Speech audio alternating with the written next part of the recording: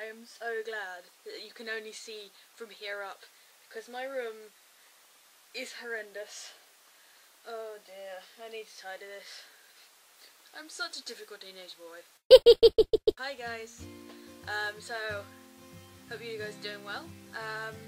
Today I want to do a video about what is considered a milestone when it comes to being trans, and that is using your preferred bathroom, in my case, the men's bathroom.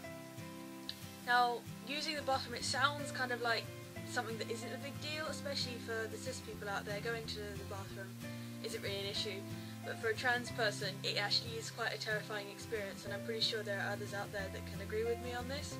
Even if nothing happens to you, it is something that is intimidating, because there's always that risk when you go in there that someone is going to out you and then you could be in a bit of trouble. I've never had that happen, thankfully, because apparently I pass well, but I feel that I should share my tips on how to go and use the men's bathroom safely, and so that you can gain more confidence while going in there.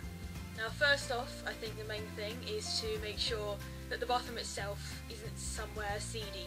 So like if you're going to try the first time, maybe use a supermarket toilet or the one in a restaurant. Don't use the one in like a little seedy club, because, you know, stuff happens in them already. The last thing you need is to kind of go in there and get in trouble.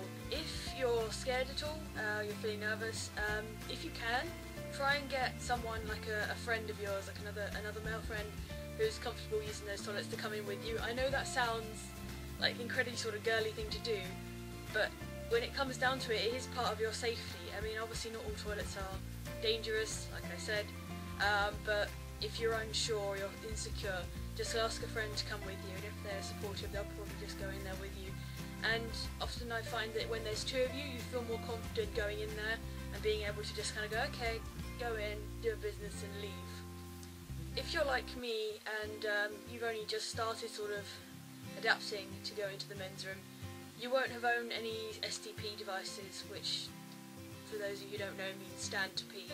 Obviously that means if you don't have an STP, that means that you can only sit to pee. And in the men's room that can often be an issue, especially if there is no cubicle available. It can be a bit of a scary experience. However, if there is one, don't be ashamed to go in it. You know, they're there for a reason. You know, some guys have got to go to number two, if you know what I mean, so it's not like any of them are going to look down on you or kind of judge you because you're going in there, because, you know, they're there for a reason, and if all the urinals are used up anyway, it's kind of a good excuse.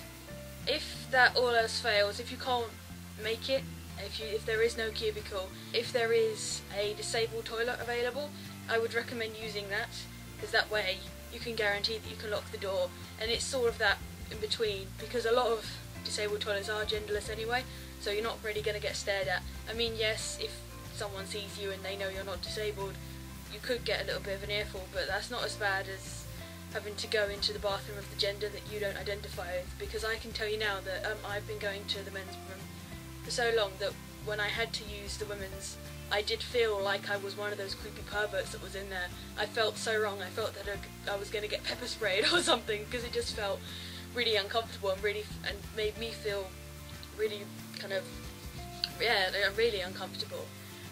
Obviously, once you get an STP, that's a different matter when you go into the men's room. If it's a passable STP and you're confident using it, you can just go in there anytime and just be like, nah. But until then, it is, you know, it's a bit more of a complex thing.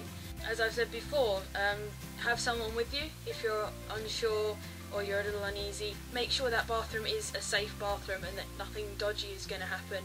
And overall, it's, even if you feel uncomfortable the first few times, trust me, by the time you get used to it, it actually feels kind of good when you go to the bathroom, because you're like, yeah, I'm going to the right bathroom. And then eventually that just kind of transcends into just going to the bathroom automatically, not even thinking about it, and just being like, yep, going to the toilet, don't really care, just go in. You don't really think, oh, which one's the men's, which one's the women's. You just go to the one you automatically know is yours.